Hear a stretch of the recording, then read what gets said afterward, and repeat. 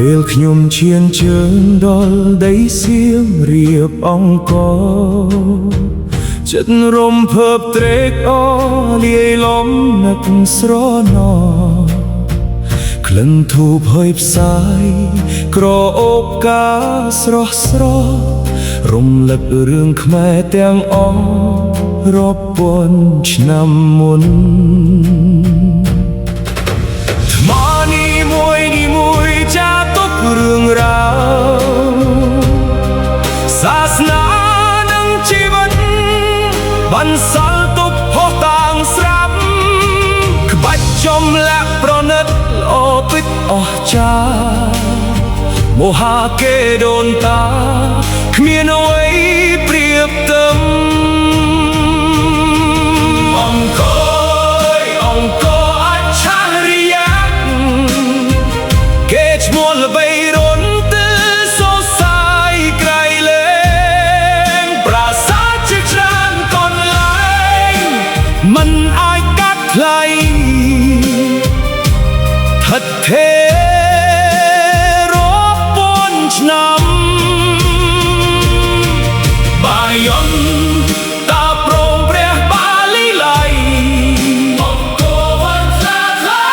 បន្ទាយស្រីល្អល្អិតមរតកបុព្វបុរសខ្មែរយើងត្រូវ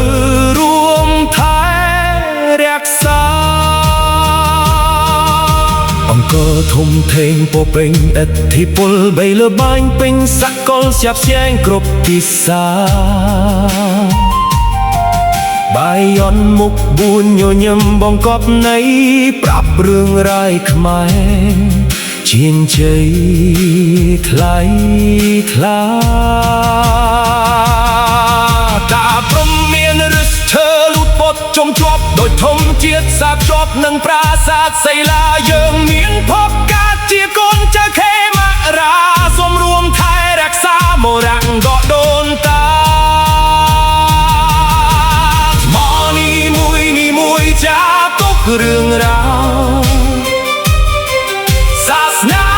និងជីវិតបន្សល់ទុកផុសតាងស្រាប់ក្បាច់ចំលាក់ប្រណិតល្អពិតអស្ចារ្យមហាកេដូនតាគង់មងយូរអង្វែ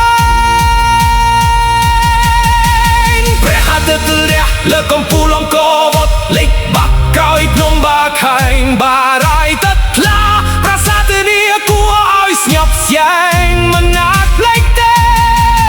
រួមចិត្តខ្មែរអ្នកនេះសូមចូលរួមថែមរតកដូនតាខ្មែរជាសម្បត្តិជាតិអង្គរអច្ឆរិយៈគេឈ្មោះល្បីរន់ទើសរសើរក្រៃលែងប្រាសាទជាច្រើនកន្លែងមិនអាចកាត់ថ្លៃថិតថេររាប់ពាន់ឆ្នាំបាយ័នតាព្រមព្រះបាលីល័យអង្គរវត្តថ្លាថ្លៃបន្ទាយស្រីល្អល្អិតមរតកបុព្វបុរសខ្មែរយើងត្រូវរួមថែរក្សាសៀមរាបអង្គរបន្ទំប្រាសាទថ្ម